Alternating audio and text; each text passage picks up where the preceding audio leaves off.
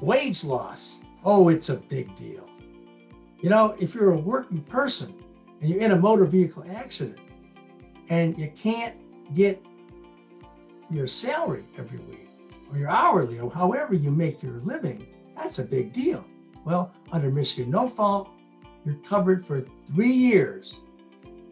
And that is an important coverage. $5,600 a month, approximately.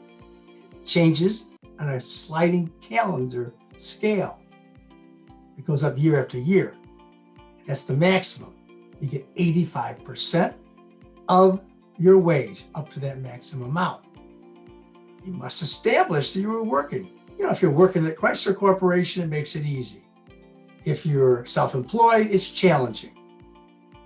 Records are helpful. Tax returns make it work. If you don't have that kind of proof, it's very hard to get paid even though you have it. Getting paid cash, it's a challenge. You do your best to try to make things work for people, but it's critical because if you're a working person and all of a sudden you're in an accident and you're disabled and you can't work, where do you get the money from?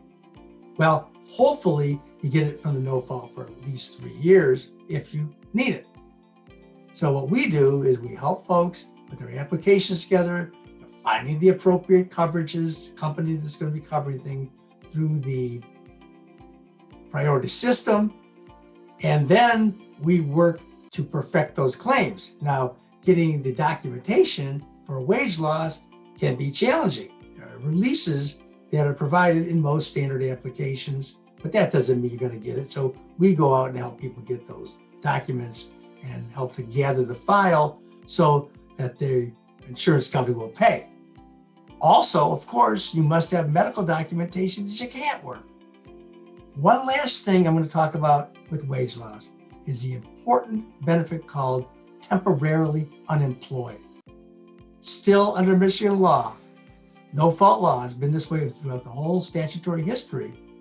If a person is not working or employed at the time of their accident, however, they become disabled, and as a result of that disability, they cannot get gainful employment, and they have worked in the past, so there's some kind of a wage history to base their loss on, and they were looking for employment at the time of the accident, such that it's fair to conclude that if not for the accident, they could have and would have been hired.